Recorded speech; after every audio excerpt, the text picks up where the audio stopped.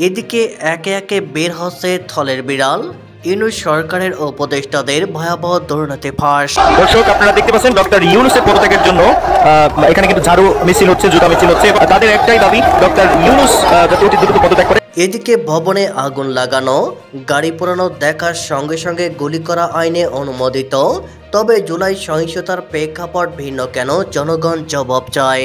জনগণের দখলে চলে যেতে পারে বাংলাদেশ এবং আগামী 20 মিনিটে বিশাল কিছু ঘটে যেতে পারে বাংলাদেশের মাটিতে। এদিকে সারা বাংলাদেশের জনগণ এক হয়ে রাজাকার নির্মূল মিশন শুরু করেছে। সমন্বয়ক পিটানো শুরু হয়েছে, সবাই যে যেখানে পাচ্ছে রাজাকারকে পিটাচ্ছে।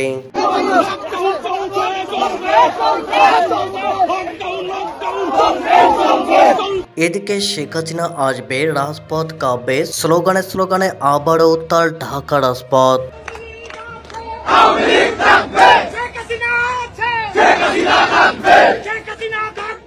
বিশ্ববিদ্যালয় কলকারখানায় যে যেখানে যে অবস্থায় আছেন, আপনারা সমস্ত শক্তি দিয়ে, আপনারা সমস্ত নৈতিকতা দিয়ে, আপনারা সমস্ত প্রতিরোধ দিয়ে দখলদার সরকারের বিরুদ্ধে কার বিচার করবে?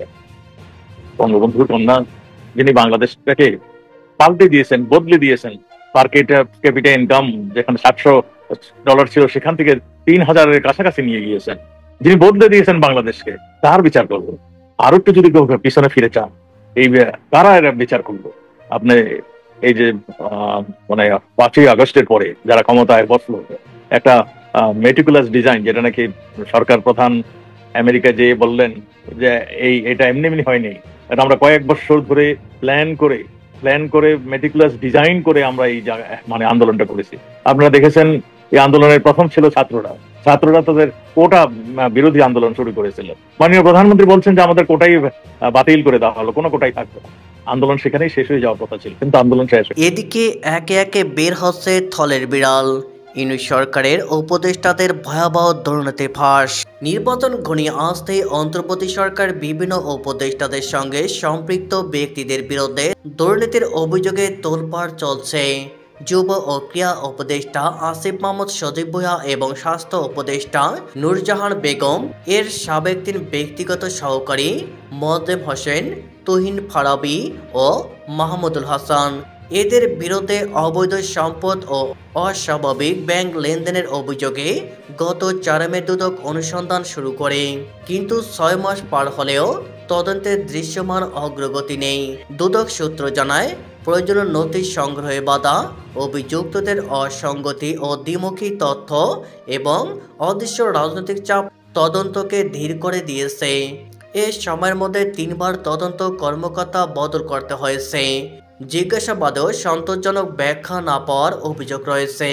অভিযোগ প্রকাশ্য এলে মোয়াজ্জেম হোসেন ও তুহিন ফারাবীকে দায়িত্ব থেকে অব্যাহতি দেওয়া হয়।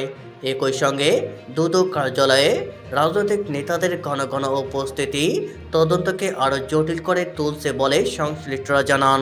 কবে তদন্ত শেষ হবে দুদক এখনো নির্দিষ্ট করে বলতে পারেননি। বিশেষজ্ঞদের মতে উপদেষ্টাদের এপিএসরা মূলত বলির পাঠা। উপদেষ্টারা মূলত তাদের দুর্নীতির কাগজগুলো এই এপিএসদের দিয়েই করান।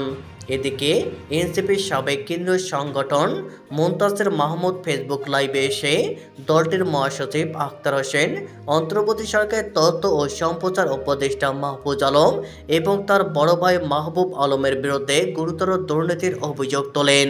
মুনতাসিরের দাবি অনুযায়ী দেশজুড়ে পিপি নিয়োগে কোটি কোটি টাকা ঘুষ লেনদেন হয়েছে। নরসিংদীর এক আইনজীবীকে পিপি করার বিনিময়ে 50 লাখ টাকা দাবির অভিযোগও তিনি উপস্থাপন করেন। তিনি আরও অভিযোগ করেন, ছাত্র উপদেষ্টাদের একটি অংশ জুলাইকে বিক্রি করেছে। তাদের বিরুদ্ধে অভিযোগ, ডিসি ওসি বদলিতে প্রভাব খাটানো, রাষ্ট্রায়ত্ত প্রতিষ্ঠানে নিয়োগের তদবির এবং শত শত কোটি টাকার লেনদেন। লাইভে মুনতাসির তথ্য ও সম্প্রচার উপদেষ্টার ভাই মাহবুব আলমের বিরুদ্ধে অভিযোগ তোলেন। তার দাবি, রেড ক্রিসেন্ট সহ বিভিন্ন প্রতিষ্ঠানের প্রভাব খাটানো এবং অর্থ পাচারের মতো অভিযোগ রয়েছে। তিনি একটি কথোপকথনের অডিও প্রকাশ করেন, যদিও সেটি সত্যতা স্বাধীনভাবে যাচাই করা সম্ভব হয়নি। নিজের জীবনের ঝুঁকির কথা জানালেন মুনতাসির। মুনতাসির বক্তব্যে জানান, এইসব তথ্য প্রকাশ করায় তিনি জীবনের ঝুঁকিতে রয়েছেন। তিনি বলেন, তাকে ফলো করা হচ্ছে, বাড়িতে খোঁজ নেওয়া হয়েছে এবং একটি শক্তিশালী গোষ্ঠী তাকে চুপ করে দেওয়ার চেষ্টা করছে।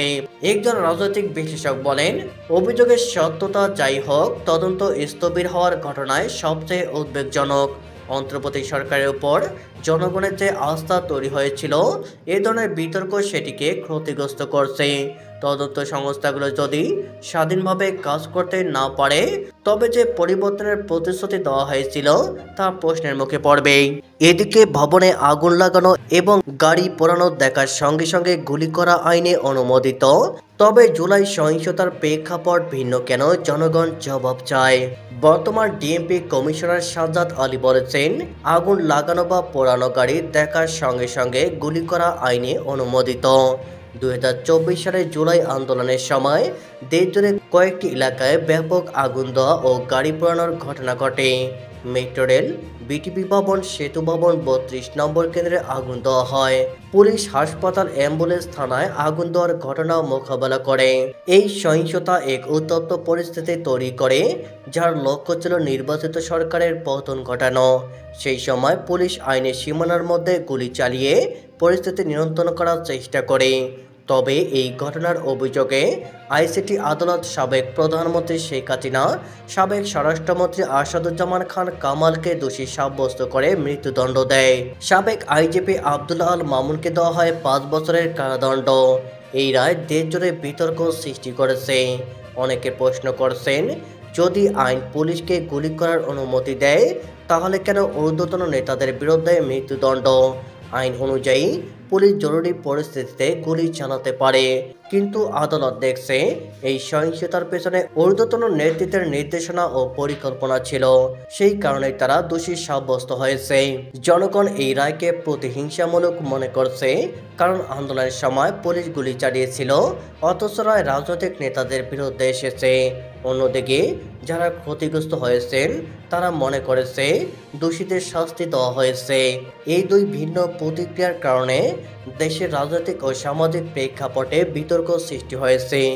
বাস্তবতা হলো, আগুন লাগানো ও সহিংসতার সময় পুলিশ আইনের সীমানার মধ্যে কাজ করেছিল।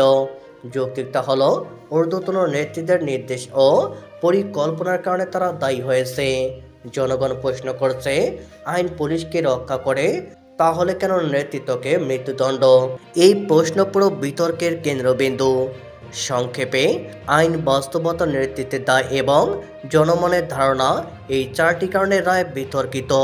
পুলিশ আইন মেনে কাজ করছিল, কেন ঊর্ধ্বতন নেতৃত্বকে আদালত দায়ী করেছে? এই ঘটনা সাধারণ মানুষ সহজভাবে বুঝতে চায়।